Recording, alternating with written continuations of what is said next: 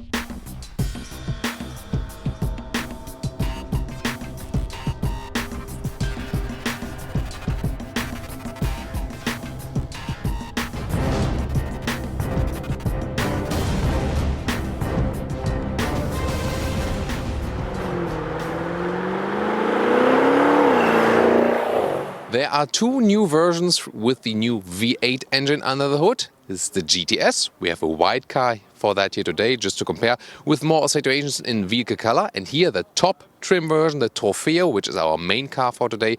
This one has those carbon fiber situations, for example, here in the lower spoiler. The length is 5 meters, 16 foot 4 or 197 inches. And special for the Trofeo version, you can also get 22-inch wheels.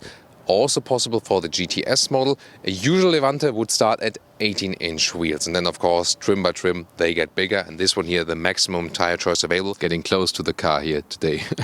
The Trofeo has like an underscore under the 르반떼 badge here. So just minor design elements they play with here. Overall, a rather round shape and big signature here for the LED lamps in the rear.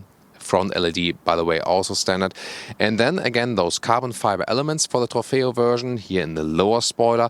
And those exhaust, there are actually 4 exhaust pipes, but the outer tips are beauty tips, the rear ones are on the inside. And now the moment has come. Ta-da! There it is. That's powering the thing. Usually you would get a 3-liter V6 diesel or a 3-liter V6 petrol for the 르반떼.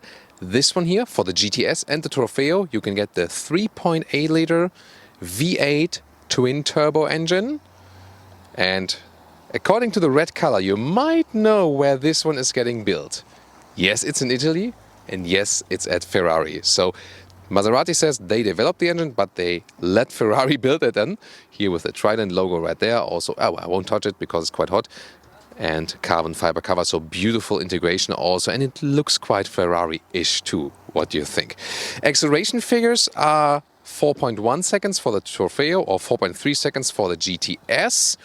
That's from 0 to 100 kilometers an hour or 60 miles an hour, so pretty impressive as for that. Always made to an 8-speed automatic gearbox and an all-wheel drive permanent one with a strong rear-wheel bias. In the special Corsa mode, even more rear-wheel biased here for the Trofeo. And to have the horsepower numbers a little bit split, this one here, the Trofeo, 580 horsepower, whereas the GTS, which we have right there with more vehicle color accentuations, 530 horsepower.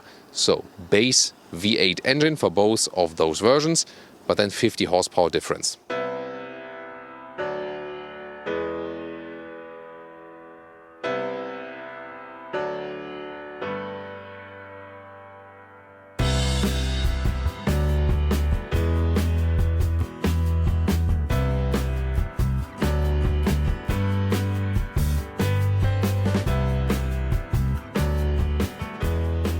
Inside of the doors, you can also have the carbon fiber, and then here special for the Trofeo. And there's no cover above it, so you can really touch it.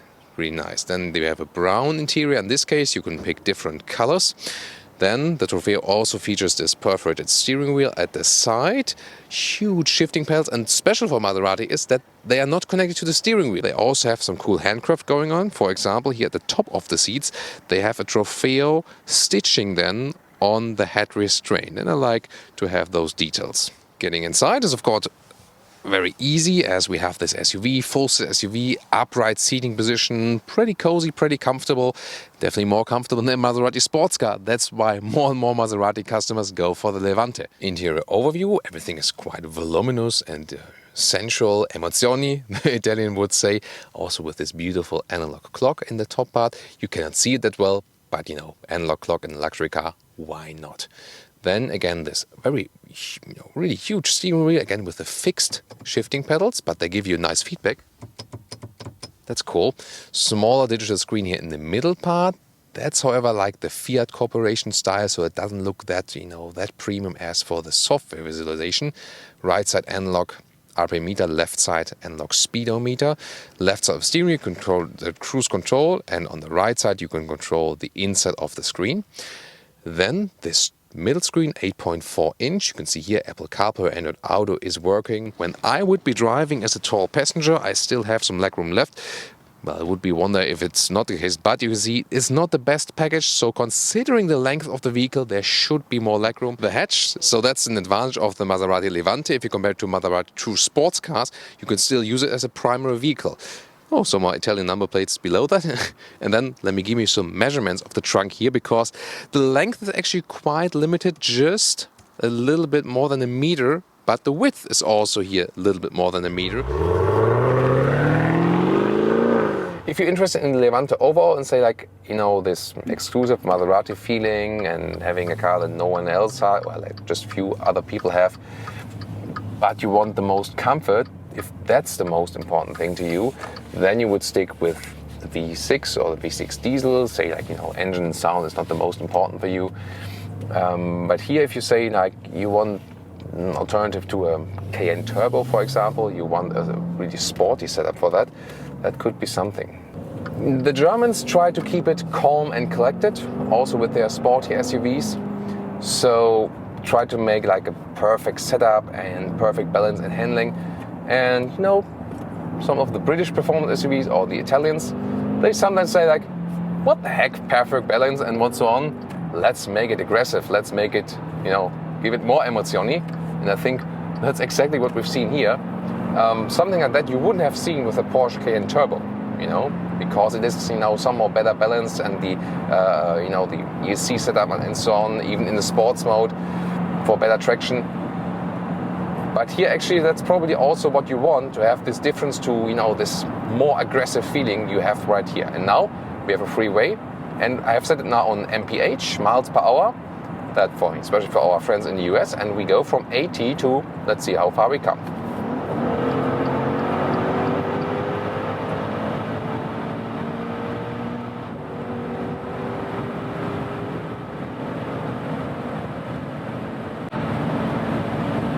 What the hell?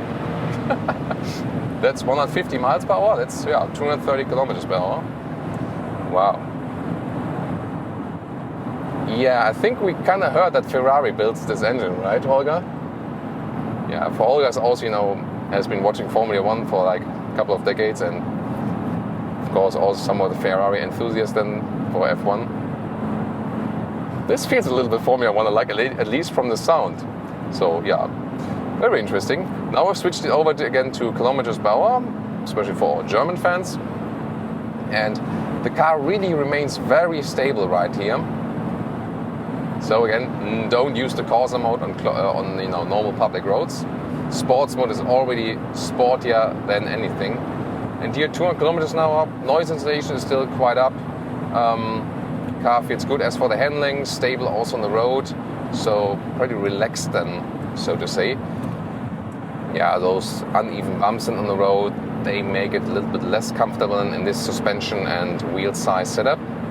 And again, yeah, the steering setup in the very few, very close degree angles, when it's straight, that could be a little bit improved. So if some Maserati engineers are listening, but wow, this is some performance experience, and it's really something else than the German performance SUVs. It's maybe not as perfect, but it's definitely more emotional than those rather perfect German performance SUVs.